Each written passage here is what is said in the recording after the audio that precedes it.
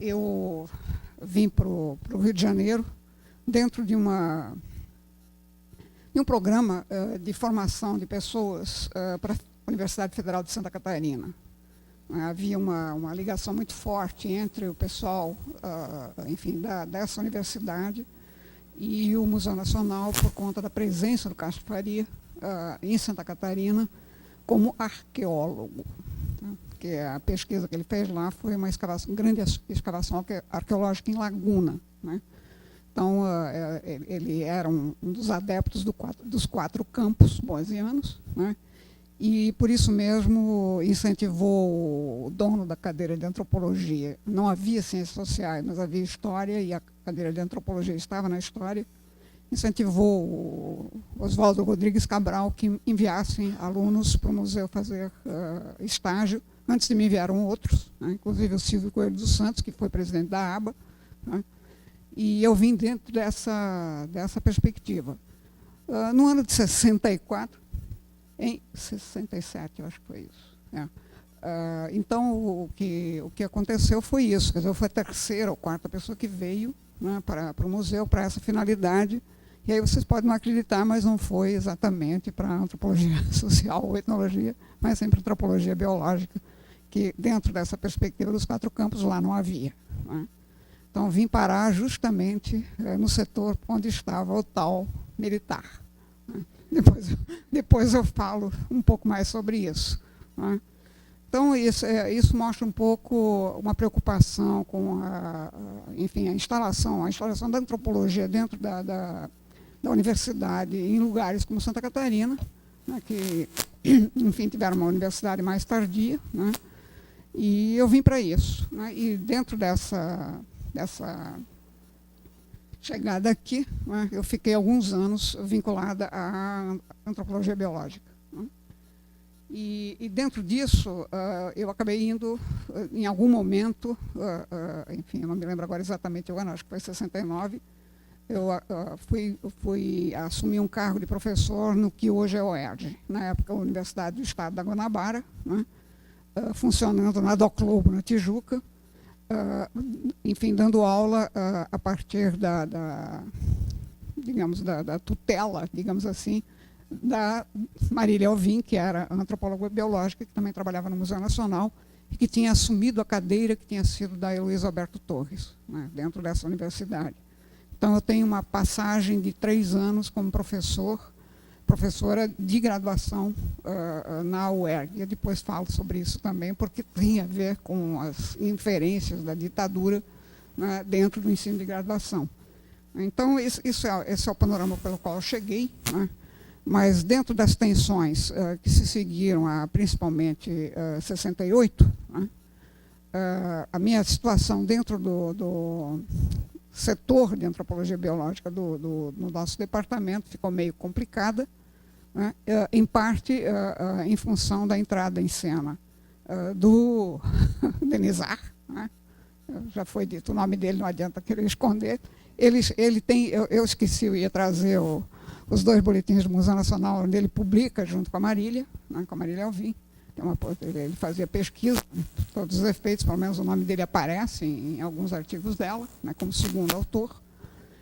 E, com isso, enfim, eu continuei dentro do setor, mas já numa situação de aluna do programa, onde eu entrei junto, na terceira turma, né, junto com o Gilberto Velho e a Ivone Magui, e, como eu disse ainda há pouco, hoje de manhã, mais 3 cearenses recrutados pelo Roberto Cardoso. Eu não ia falar do Roberto Cardoso, mas é inevitável, né? Não tem jeito, né?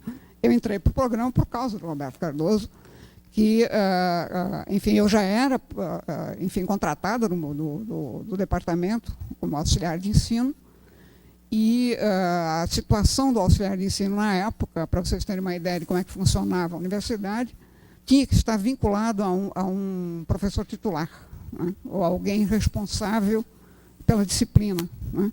E a minha titular era a pessoa da antropologia biológica. Mas como havia uma tensão, né, em função, inclusive, da presença não sei se ele era general na época ou não, major, né? Major já tinha saído, ele estava na reserva, né, pelo que eu lembro. Exatamente. Exato. Então, o Roberto Cardoso me chamou um dia e disse, olha, você devia desistir dessa porcaria, dessa antropologia biológica. Eles tinham uma tensão muito forte também entre eles, né, que não se dava lá muito bem. Então, quem passou aquele tempo aqui sabe do que eu estou falando. Não é? E, enfim, me aconselhou a entrar para o programa, para fazer um mestrado em antropologia social, e foi isso que eu fiz nessa terceira turma, no segundo semestre de 1969. Não é? A minha pesquisa, propriamente, dentro enfim, desse período, né, o auge da ditadura, que foi o governo Médici, né, a minha pesquisa não foi muito afetada por isso, né, que era uma pesquisa individual, para fazer uma dissertação de mestrado, e com camponeses calminhos, né, comportadíssimos, pequenos proprietários rurais, que ainda não estavam engajados em nenhum movimento social, depois seriam, né, por conta do MST, mas pelo menos no fim dos anos 60, início dos anos 70, não era esse o caso. Então era uma pesquisa relativamente tranquila, não tinha nenhum problema, como o encontrado pelo Moacir, enfim, pelo pessoal que trabalhou no Nordeste, na Amazônia, que era uma outra situação. Então eu pude fazer a pesquisa com toda tranquilidade, sem muito problema, né? E com isso eu defendi a dissertação de mestrado, depois acabei fazendo doutorado por outras razões na USP, que não havia aqui, não havia no museu ainda, e eu desisti de esperar, né, coisa que, por exemplo, o meu colega aqui fez, né, preferiu fazer aqui.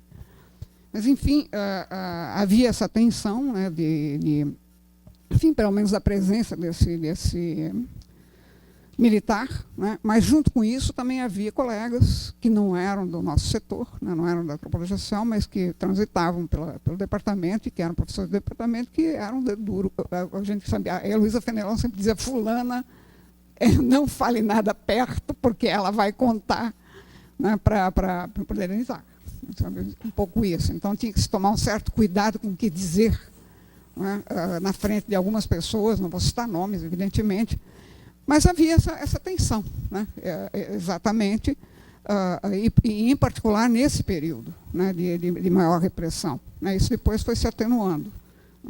Então, essa minha trajetória de passagem pela antropologia biológica, onde eu fiquei trabalhando, inclusive quando já estava no programa, né, enfim, e havia a tensão entre as pessoas de um setor e outro, particularmente entre a Marília Alvim, que era chefe do departamento, né, então tinha certo poder, né, e com isso, enfim, com o tempo eu consegui sair do setor e passar para a antropologia social e fazer a pesquisa com mais calma, né? Mas eu fiquei durante 2 anos acompanhando uma pesquisa feita de antropologia física, essa sim, medindo gente em Barra de Guaratiba, né? Fazendo um estudo sobre morfologia, né? Com aqueles grupos pescadores daquela região, né? Era feito junto com Marília Júlia Pochet, que você deve ter conhecido, né, uma antropóloga, mãe da Margarida Moura, né, foi aluna do Moacir, foi orientanda do Moacir.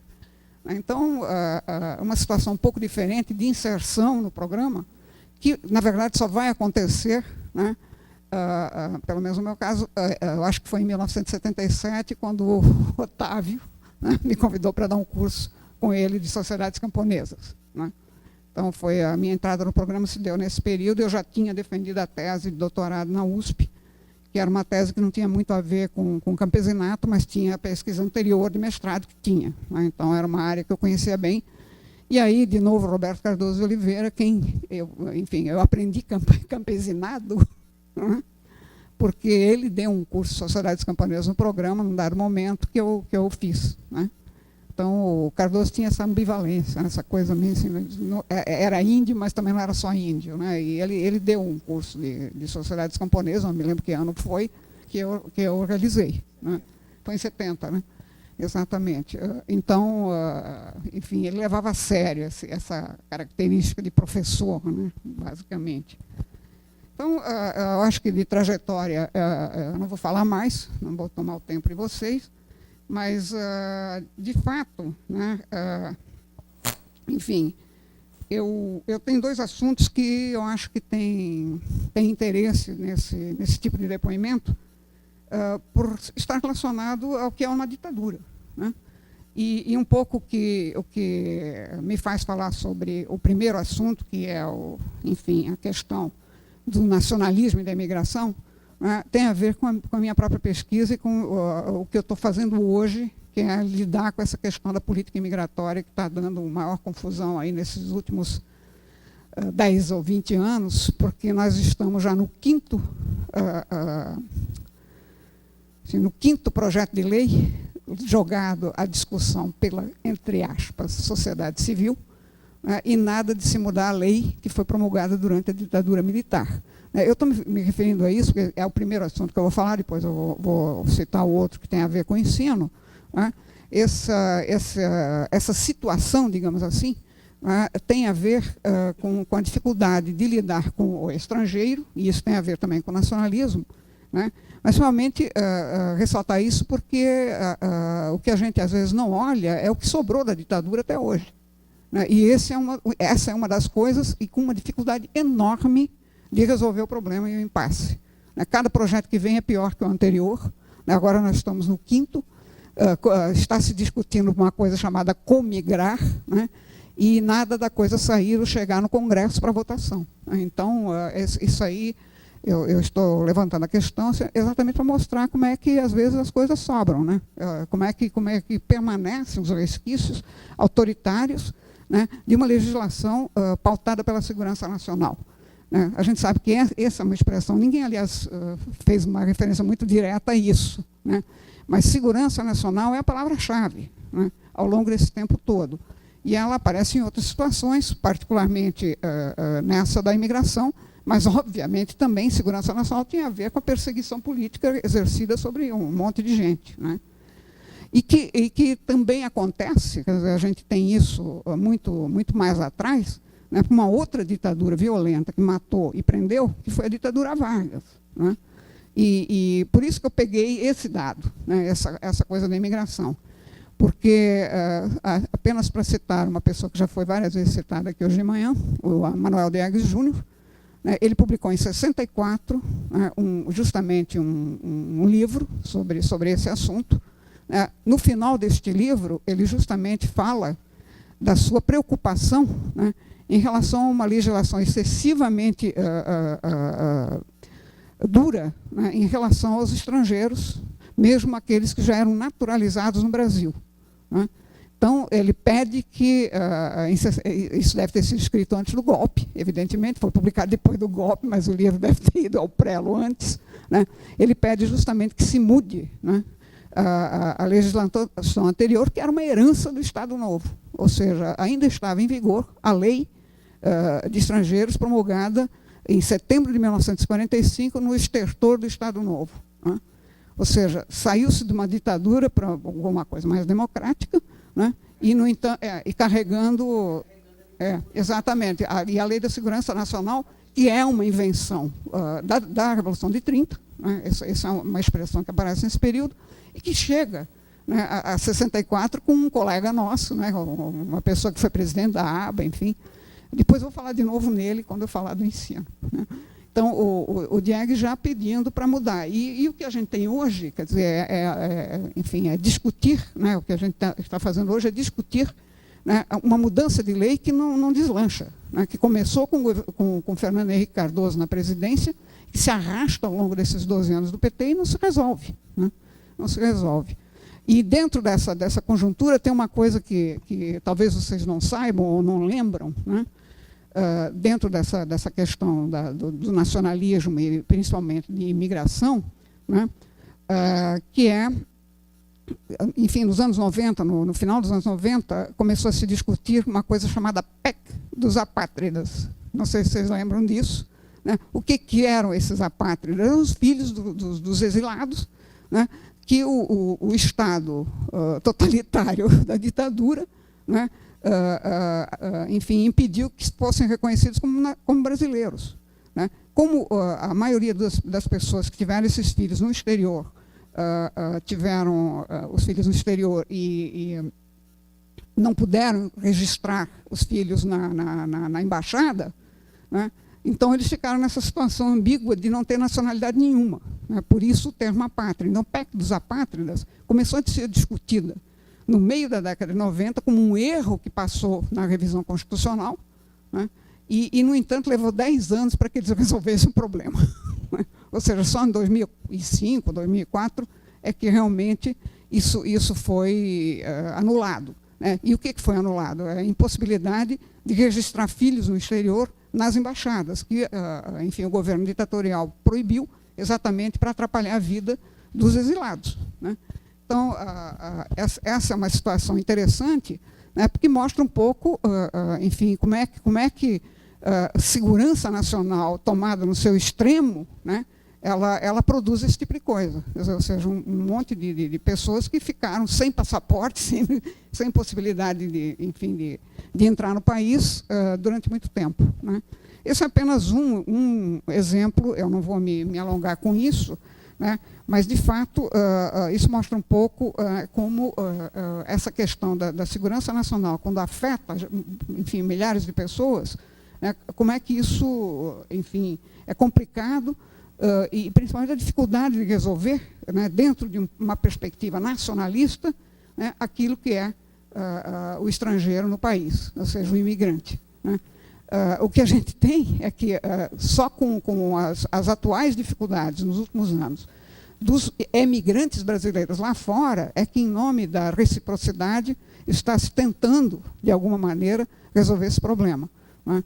Então, a discussão toda desses projetos de lei tem a ver com isso. Quer dizer, como os que chegam são sempre piores e como todos eles fazem questão de misturar, né, num mesmo decreto, interesses nacionais e direitos humanos, a coisa complica, né? E é isso que nós temos visto assim, ao longo dessa discussão.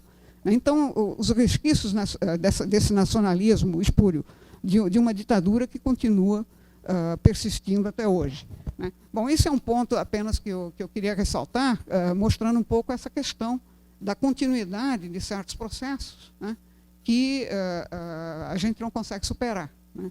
E essa questão do estrangeiro, geralmente, é sempre algo muito complicado, né? Bom, o outro assunto que eu gostaria de levantar, que não foi levantado por ninguém, né, é os problemas brasileiros. Tá. Mas antes dos problemas brasileiros, eu vou falar da experiência na UERJ, né? Então, o que acontece? Quer dizer, eu fui dar aula na UERJ logo depois do AI-5, né? Ou seja, no ano seguinte, né? E aí, a dificuldade que a gente tinha, né, de driblar os olheiros, né? O que nós tínhamos no ensino de graduação, né, e olha como que eu dava aula num curso noturno, né, para alunos de licenciatura, né? E com isso que a gente conseguia identificar as pessoas, né? Porque eles mudavam, inclusive, eles não vinha sempre o mesmo, né? Então, vocês imaginam o esforço que é, né, você dar uma aula de graduação, né, driblando a pessoa que estava lá para vigiar o professor, para ver se a gente não falava em Marx e Lenin, né, principalmente, ou seja, para identificar os comunistas, né, para ser mais exato. Então, isso realmente foi uma experiência horrorosa, né? A gente tinha que o tempo todo estar contornando, né, uma situação complicada, né? Deve ter acontecido lá com você também, né?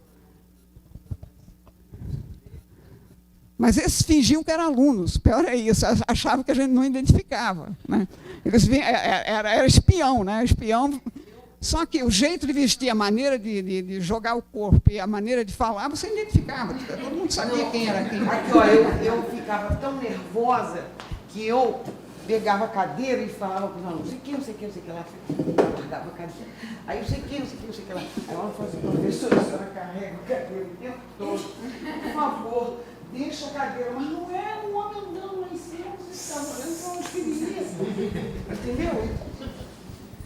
Então, essa é uma dificuldade, enfim, exato. Não, os nossos não tinham de farda, não. Era a paisana. Né? Pois é. Então, esse tipo de coisa foi bastante frequente, principalmente nesse período que eu estava dando aula na UERJ, e que tem a ver com o auge da repressão ditatorial, que foi o governo Médici, né? O pós AI-5. Né? E realmente era difícil, porque até para falar de evolucionismo social, a gente tinha que driblar, né? Tinha que driblar, evitar o Engels, enfim, o Marx, né? E outros, né? Autores suspeitos, digamos assim. Eu lembro muito bem, para quem não vivenciou esse período, né, para vocês terem uma ideia do grau de desconhecimento enfim, e que qualquer coisa podia se transformar em subversão, né? Enfim, teve o famoso caso da prisão do Sófocles. Né? Enfim, estava levando uma peça de autor grego da antiguidade no teatro e chegou o pessoal do DOPS querendo prender o autor da peça, porque era uma peça subversiva. Então, isso foi uma coisa comum. Então, as famosas... eu frequentava muito o Cinema Paissandu, que vocês também... Cada vez que tinha um lançamento de um filme suspeito, era aquela confusão. Todo mundo queria ir lá assistir, porque sabia que durante a sessão, ou logo no dia seguinte, ia aparecer a polícia e fechar o cinema. Então, esse tipo de coisa foi muito comum nesse período, né? Enfim, e chegou à universidade, de alguma forma, através desses caras que realmente ficavam vigiando o que você estava dizendo dentro da universidade, e qualquer coisa que você dissesse podia ser interpretado como subversão, né? Ou você podia ter uma acusação de ser comunista. E aí a gente chega num outro aspecto do nacionalismo, que eu acho que eu faço questão de enfatizar isso, porque se por um lado, enfim, eles incentivaram a pós-graduação em nome do desenvolvimentismo, né? Eu acho que teve um pouco a ver com isso, quer dizer, inclusive o fato de não interferir tanto nos cursos de pós-graduação, mas de ir aos cursos de graduação, né? No caso dessa perspectiva nacionalista, teve a coisa dos problemas brasileiros, né? O que nós temos aí, né? Enfim, eu tenho duas experiências com relação a isso, né? A primeira delas é dentro do próprio programa, né? Dentro do próprio programa, lembrem-se que o Diegues, aí mais uma vez o Diegues, chegou um momento a ser o coordenador desse curso, mas eram palestras que aqui dentro a gente conseguia driblar, né? Ou seja, chamar gente mais interessante. Mesmo assim, tinha que ver de vez em quando alguém que não era, né? Mas era uma típica doutrinação, quer dizer, o objetivo mais imediato disso, e também havia na graduação, né? O objetivo mais imediato disso era uma educação para o patriotismo, nitidamente. Quer dizer, era moral e civismo, mas era a coisa de inculcar patriotismo, tinha a ver com essa ideia mais geral, né? E esse curso também existia na graduação, né? E quem dava na graduação era gente do Exército, né? Muito militar aposentado virou professor de problema brasileiro nas universidades, né? Depois, quando extinguiram, essa cadeira só foi extinta depois depois também, né? Foi no final dos anos 80, início dos anos 90. Aí extinguiram de vez essa cadeira na graduação. Mas durante o período mais, enfim, durante todo o período ditatorial, ela foi dada nas duas coisas, inclusive na pós-graduação, né? E aqui, enfim, nós tivemos que fazer, eu, como aluno de mestrado, você possivelmente também, né? A gente tinha que fazer, aí o Diegues dormia lá na coisa, né? Pois é, exatamente. Saía, você dava uma tapeada, mas além disso, quer dizer, havia também, em relação ao museu, uma relação estimulada, né? Até que era com o salazarismo, né? E aí, aquela história, né? Vinha aqueles senhores portugueses, aqueles antropólogos portugueses, historiadores portugueses da palestra aqui, né?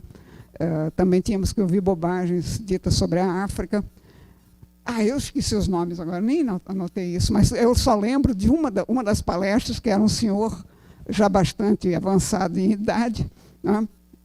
Que falava sobre os bosquímanos, né? Sobre os africanos, né? E disse uma besteira tremenda, e o Afrânio Garcia teve um acesso de riso dentro do que contagiou todo mundo. Então ficou uma situação muito difícil, porque era uma coisa da direção do museu, não era nem do programa, era uma coisa da direção do museu, que vinha da universidade, porque também havia aquelas autoridades universitárias que eram coniventes com a ditadura, então apoiavam isso, né? E o Atturano teve um ataque de riso, não conseguia parar de rir, ele se abaixou no chão naquele auditório ali da frente, né? E acabou contagiando todo mundo, e foi uma coisa muito constrangedora, realmente, né? Mas eram as coisas que a gente tinha por aqui, né? Tinha que ouvir aquilo. E o Problemas Brasileiros era basicamente a finalidade maior, que aqui foi driblada de alguma maneira, mas não nos cursos de graduação, de impor, né, uma certa visão de patriotismo e de moral e civismo, né, bem típico enfim, de regimes totalitários, né.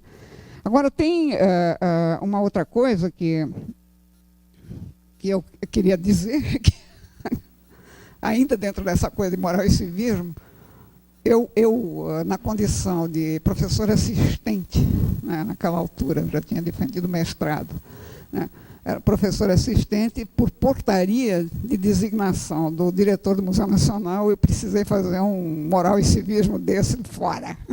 Né? E aí, realmente, foi uma coisa bastante difícil, porque aí tinha que ouvir militar. Né? Hein? Não foi na ESG, não, era uma coisa do fórum, mas ligado com a ESG. Né? O Mata foi para a ESG, eu fui para esse. Né? E não porque eu quis, foi compulsório, eu fui obrigada. Mas tem uns que vão e ainda falam, até hoje. Pois é. Eu fiz curso na Escola Superior de Guerra. Bom, eu nem botei no currículo para começar, porque realmente era uma coisa, né? Ninguém sabe dessa história. Mas era isso, quer dizer, você era designada, você tinha que ir. Né? Não tinha como escapar desse tipo de imposição e ainda fazer trabalho final. Eu não sei nem onde é que eu botei o tal do trabalho final, né? Mas eles me pediram para fazer uma coisa relacionada à harmonia étnica brasileira, claro que eu não que eu não entrei, né? Os professores portugueses que eram chamados para dar aula dos programas. Sim. Pois é. Não, era um grupo, enfim, era a turma do Salazar, que depois de 75, depois da Revolução dos Escravos, sumiu, né? Reapareceram todos, aliás, no centenário de Gilberto Freire, onde estávamos eu e o Gilberto. Lá em Recife, foi o grande evento de comemoração do centenário de Gilberto Freire, estava aquela turma toda, inclusive o que falou aqui, de certa maneira. Mas era todo mundo de bengalinha, né? Porque já estava lá beirando os 90, naquela altura, isso foi em 2000, né? Então, nessa circunstância do Gilberto Freire, foi muito engraçado, porque houve assim, quase que uma coisa de revisão e de recuperação da obra do Gilberto Freire. Não é? Então, enfim, esse congresso foi muito interessante por conta disso. Né? De repente, o cara que foi o mais malhado pela turma de São Paulo, né, estava lá o Carlos Guilherme Mota, fazendo elogio. Né? Mas, enfim, esse é apenas um desvio nessa história. Mas aí é que eu quero falar do Gilberto Freire, porque tem um aspecto interessante relacionado com ele e com o conservadorismo dele e a ligação dele com o Portugal salazarista. Né? Porque um dos conferencistas do meu curso de Problemas Brasileiros foi o Gilberto Freire, que fez uma longa conferência nesse curso defendendo o colonialismo português na África, e justificando, dando justificativos para que não acabasse, né? Que não houvesse a independência de Angola e Moçambique. Foi no auge desse período, né, que culminou com a queda do salazarismo em Portugal, né? Mas ele realmente fazendo a defesa, né, desse colonialismo português, né, enorme do lusitropicalismo. Né? Então, eram as pessoas que eram chamadas para isso, né? E realmente, naquela altura, ele tinha uma boa relação com o MEC, né, que também publicou, logo depois, o Manifesto Regionalista, né, que é uma coisa bastante complicada dentro da obra dele. Né. Então, eu acho que é um pouco isso que eu queria ressaltar aqui. Né, eu não vou me estender muito, porque a hora já está adiantada, né, mas um pouco dizer que, enfim, as experiências com a ditadura são muito variadas, mas todas elas muito complicadas. Eu, enfim, não tive problema nenhum em relação à minha pesquisa. Como eu disse, eu estava muito mais no arquivo olhando para o passado, e entrevistando algumas pessoas, enfim, do presente, numa situação em que não havia movimento social, né? Não foi a mesma coisa que aconteceu no Nordeste, que estava saindo das ligas camponesas, enfim, de uma série de problemas desse tipo, né? Enfim.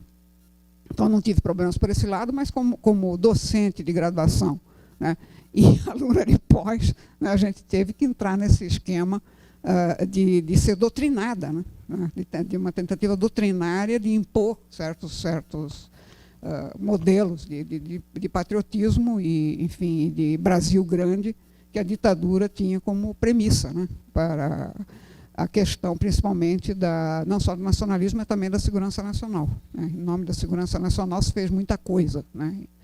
É isso, gente.